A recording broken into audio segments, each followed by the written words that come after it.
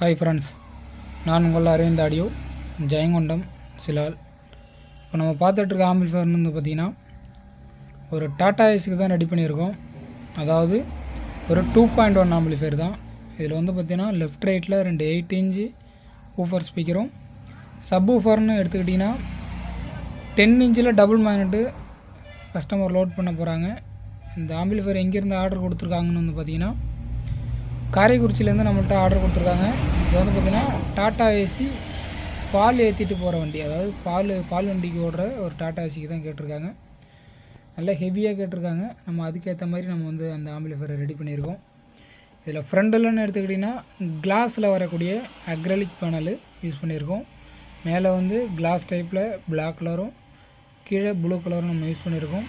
இதில் நம்ம லைட்டிங்கும் யூஸ் பண்ணியிருக்கோம். அதாவது வந்து பார்த்திங்கன்னா நம்ம வால்யூம் வைக்கக்குள்ள மட்டும் லைட் வந்து மாறி மாறி எரியும். வால்யூம் வந்து 0ல் இருக்கிறப்ப லைட்டு வந்து ஆஃப் மோடில் இருக்கும்.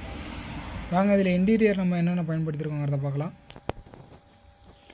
இன்டீரியர்னு எடுத்துக்கிட்டிங்கன்னா நம்ம கன்வெர்ட்ரு கிங்ஸில் 12 to 32 வோல்ட்டு நம்ம பயன்படுத்தியிருக்கோம்.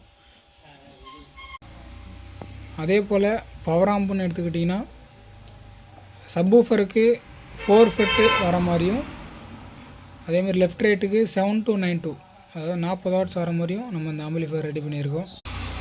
அதேமாரி இந்த லோடில் இந்த ஆம்பிள்ஃபேர் நல்லா ஹீட் ஆகும். அதனால் ஏர் சர்க்குலேஷனுக்காக ஒரு கூலிங் ஃபேனும் நம்ம வந்து பயன்படுத்தியிருக்கோம்.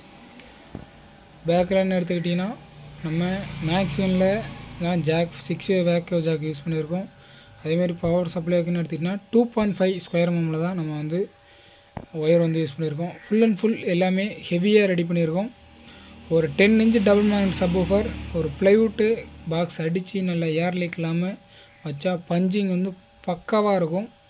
சும்மா ஒரு 50 மீட்டர் டிஸ்டன்ஸுக்கு பஞ்சிங் அவுட்டர் பேஸாக இருக்கும்.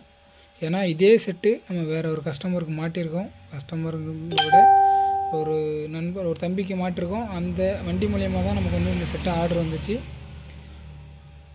அதனால் அதேமாரி இதில் ஹெவியாக நம்ம வந்து ரெடி பண்ணியாச்சு. இதுபோல் ஆம்பிள்ஃபேர் உங்களுக்கு தேவைப்பட்டால் டிஸ்பிளேயில் இருக்க நம்பருக்கு வாட்ஸ்அப் அல்லது கால் பண்ணுங்கள்.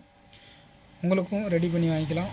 நம்ம சேனலை பிடிச்சிருந்தால் சப்ஸ்கிரைப் பண்ணுங்கள், சப்போர்ட் பண்ணுங்கள். Thank you friends.